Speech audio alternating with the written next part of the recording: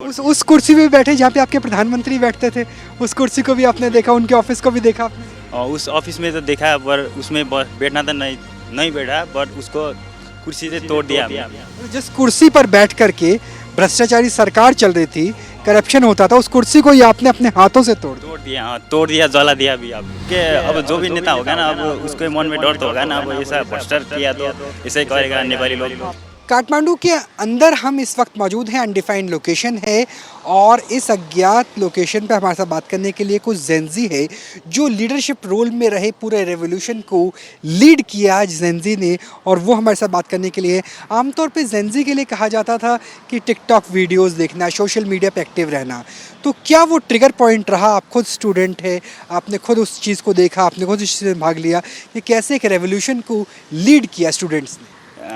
ऐसा था, अब हमारे नेता लोग ने देश के लिए कुछ भी नहीं किया। अब उन लोग ने हमारे जनता के लिए कुछ भी नहीं किया, इसलिए बहुत वो लोग अपने लिए सोचा क्या ज़्यादा से ज़्यादा।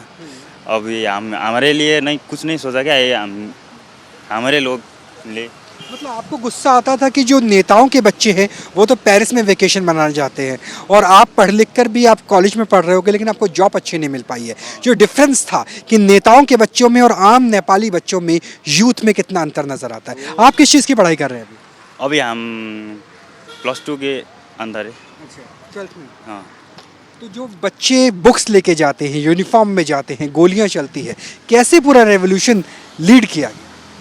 वो तो अब सब मिल के गया, अब उधर गया, सबको सब नेपाल लोग मिल के दिया, उसको सिखा दिया कि हम भी कम नहीं है उसके नेता के। मतलब गोलियों के सामने आप अपने सीना लेकर अड़ गए अपने।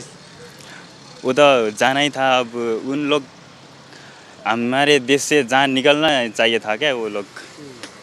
आप किस किस मूवमेंट पे रहे? राष्ट्रपति भवन में आप लोग थे या फिर आप लोग संसद में थे, सुप्रीम कोर्ट में, कहाँ कहाँ थे? जहाँ पर सांसद भवन, वो सांसद भवन सिंहदरबार में गया हम। अच्छा, उस टाइम क्या सिचुएशन थी जब फायर हुआ था, सारी चीज़ें हुई थी? उधर तो बहुत हमने तोड़ के फोड़ के रख दिया। तोड़ के फोड़ के रख दिया। सिंह दरबार के अंदर गए थे आप? हाँ गए। तो वहाँ पर कैसा था? फर्नीचर कैसा था? बहुत अमीर थे अंदर लोग, क्या किस तरीके से? वो लोग तो बहुत ज़्यादा महंगे महंगे कार में अथवा महंगे बहुत उसमें बैठ रहा था, कुर्सी में बैठता था, वो कुर्सी को तोड़ दिया, फोड़ दिया, गाड़ी को फोड़। उस कुर्सी पे भी बैठे जहाँ पे आपके प्रधानमंत्री बैठते थे, उस कुर्सी को भी आपने देखा, उनके ऑफिस को भी देखा आपने? और उस ऑफिस में तो देखा, पर उसमें बैठना तो नहीं बैठा, बट उसको कुर्सी से तोड़ दिया हमने। जिस कुर्सी पर बैठ करके भ्रष्टाचारी सरकार चल रही थी, करप्शन होता था, उस कुर्सी को ही आपने अपने हाथों से तोड़ दिया, हाँ तोड़ दिया, जला दिया भी, आप जला दिया। तो ये वो यूथ है जिस यूथ ने कहा कि हमने उस कुर्सी को तोड़ा, जिस कुर्सी पर वो करप्टेड प्राइम मिनिस्टर थे जिनकी वजह से इस रेवोल्यूशन को किया गया। भाई आपको क्या लगता है, आपसे जाहिर तौर पे आपसे नाम नहीं जानना चाहेंगे आपका, लेकिन आपको क्या लगता है नेपाल का फ्यूचर कैसे होना चाहिए, कैसे शेप करना चाहिए, कैसा अच्छा हो, करप्शन खत्म हो? जितना आप हिंदी नेपाली मिक्स बोल सके, थोड़ा सा आप ट्रांसलेट कर। नेपालले कस्तो बनाउन चाहन्छौ अहिले तिम्रो हिसाबले? नेपाललाई कस्तो भन्नु, अब नेपाल त अलिक विकसित हुन चाहिन्थ्यो होइन। हाम्रो यो नेताहरूले गर्दाखेरि अलिक माथि चढ्न सकेन भनौँ न होइन। अब देश अरू देशभन्दा निकै नै कमजोरै थियो। अब यो जेनजी युवाहरूले चाहिँ के गर्न चाह्यो भने, अब यो भ्रष्टाचारलाई अन्त्य गरेर नयाँ नेपाल सुरु गर्नतिर लाग्यो होइन। अब त्यसैको लागि चाहिँ हामीले युद्ध पनि लड्यौँ, आन्दोलन गर्यो। अच्छा, युद्ध लड़ा अपने नए नेपाल के लिए, भ्रष्टाचार मुक्त नेपाल के लिए। लेकिन भाई एक सवाल उठता है कि 2006 तक तो यहाँ पे राजशाही थी, उसके बाद राजशाही चली गई, प्रधानमंत्री आ गए, तो पिछले 17 साल में 14-15 बार प्रधानमंत्री बदल गए। अब जो जेनजी रेवोल्यूशन के बाद, क्रांति के बाद जो नई सत्ता आएगी, वो क्या टिक कर के काम करेगी, नेपाल के लिए बेहतर होगा? लगता है आपको, विश्वास है ऐसा? विश्वास है हमारे। अब तो कुछ होगा, उनके अब जो भी नेता होगा ना, अब उसके मन में डर तो होगा ना, अब ऐसा भ्रष्टाचार किया तो ऐसा ही करेगा नेपाली लोग। हाँ, मतलब ये डर होगा कि भ्रष्टाचार किया तो जेनजी दोबारा निकलेंगे और दोबारा सत्ता से उखाड़ के फेंक देंगे, जैसे आपने उस कुर्सी को जला दिया जिसमें प्रधानमंत्री बैठते थे। हाँ, उसको फिर से तैसे ही करना पड़ेगा ना। अब तो उसके भ्रष्टाचार करने के लिए उसके दिल में भी नहीं बैठ रहा है ना अब नेता लोग को। जब ऐसा करता है तो नेपालीले अच्छा, आपके किसी इनसे बात हुई, राष्ट्रपति या फिर अधिकारियों से, सेना से? क्या लगता है कि बात तो नहीं हुई, आप बात तो नहीं करे हम, बात तो हुए नहीं हुई। अब मतलब अभी जो चल रहा है वो सिचुएशन ही? सिचुएशन अच्छा, जब आपने प्रधानमंत्री की कुर्सी को जलाया तो उसमें फीलिंग क्या आई? फीलिंग्स तो बहुत ज़्यादा, बहुत कुछ ही अलग है उसके। अभी भी रोंगटा खड़ा होता है ना उसके। रोमा एक बार दिखा दीजिए। ये जो रोता है ये खड़ा हो जाता है। अभी खड़ा होता है, देखो ये। तो वो जो सत्ता की कुर्सी थी, जो भ्रष्टाचार की कुर्सी थी, उसे आपने जला दिया। हाँ, जला। अच्छा, इंडिया को लेकर आप क्या लोग सोचते हैं कि इंडिया एज ए फ्रेंड, क्योंकि रोटी बेटी का रिश्ता है, कोई वीज़ा नहीं है, हम लोग अपना भाई मानते हैं। मतलब इंडिया में तो कहा जाता है कि जो आपका सेनापति होगा, थल सेना अध्यक्ष होगा, वो हमारे लिए बहुत इंपॉर्टेंट है। और गोरखा तो बटालियन इंडियन आर्मी में भी है। तो इंडिया और नेपाल के रिश्ते को लेकर क्या सोचते हैं? इंडिया और नेपाल के बीच के रिश्ते तो बहुत कुछ अच्छी है भनौँ न, राम्रो छ। नेपालीले इन्डियालाई सहयोग गर्नु पर्यो, इन्डियाले नेपाललाई सहयोग गर्नु पर्यो, त्यही हो हैन। अब हाम्रो देश हो नि त हैन? छिमेकी देश हो, छिमेकी देश भएकोले अब सबैतिर अब हुन पर्यो।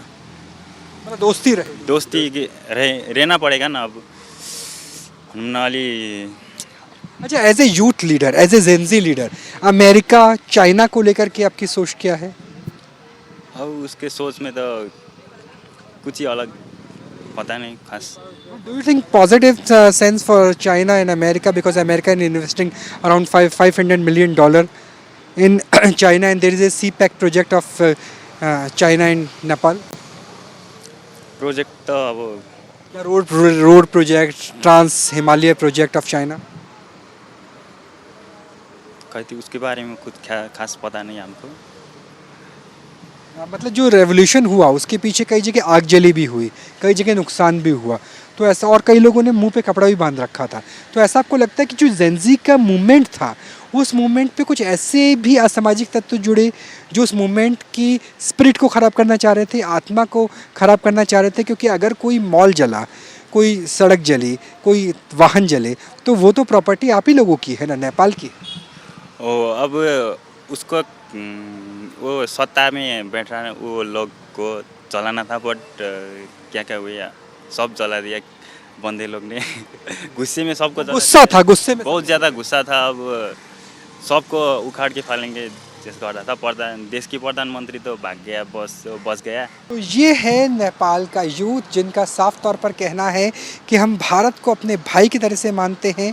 अमेरिका और चाइना को लेकर अभी हमने नहीं सोचा है। और ये जो हमारे साथ साथी है, इन्होंने ही नेपाल के प्रधानमंत्री कार्यालय में जाकर के नेपाल के प्रधानमंत्री की कुर्सी को आग लगाई थी और उनके बाद कहा कि जो मेरे अंदर गुस्सा था वो गुस्सा शांत हुआ और मेरे हाथ के रोंवे ये बताने के लिए काफ़ी है कि क्रांति और आंदोलन की आग में किस तरीके से मौजूदा सत्ता जल करके खाक हो गई। हमारे जेनजी यानी नेपाल की यूथ के वो बच्चे साथ में हैं, वो युवा साथ में हैं जो गोलियों के बीच में भी डटे रहे।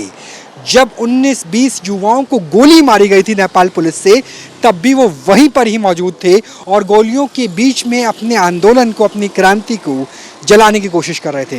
भाई, कौन सा दिन था, क्या समय था जब गोलियां चल रही थी, क्या जगह थी जब अब गोलियां चल रही थी लगातार आप बने हुए थे वहाँ पर? वैसे मेरे तक जहाँ तक लगता है 8 सितंबर या 9 सितंबर को चली थी, है ना? 8 सितंबर को कब शायद से बानेश्वर साइड, उधर नया बानेश्वर साइड में चली थी गोली। हम उधर ही उपस्थित थे। गोलियां चल रही थी, लोग इधर से इधर भाग रहे थे। तो आपको डर नहीं लगा कि गोलियां चल रही हैं, ऐसा ना हो कि आपको भी लग सकती है? क्योंकि उस टाइम तो सरकार भी थी, प्रधानमंत्री ने कहा था मैं इस्तीफा नहीं दूंगा। डर तो एक मन में था, लेकिन क्या करे, वो देशभक्ति बोलते हैं ना, देशभक्ति पूरी थी। आगे कम पड़ गई वो डर। उसके बाद हम लोग डटे रहे, खड़े रहे। मतलब गोरखा डरेगा नहीं, चाहे कोई भी सामने हो, चाहे गोलियां चले नहीं, किसी से नहीं। दुनिया के जिस किसी कोने से आ जाए, किसी से नहीं डरेंगे हम। तो फिर आप वहीं पर ही बने रहे। उसके आगे फिर क्या हुआ रेवोल्यूशन? उसके बाद प्रोटेस्ट चलता गया, लोगों को घर से निकाल के कूटते रहे नेता लोगों को। आप लोग क्या अंडरग्राउंड हो गए थे उस टाइम पर कि आप घर जाते थे या फिर लगता था कि कोई? दिन पे हम प्रोटेस्ट पे होते थे, रात को रूम पे आ जाते थे, फिर सुबह होते ही चले जाते थे। अच्छा, कोऑर्डिनेट कैसे होता था प्रोटेस्ट?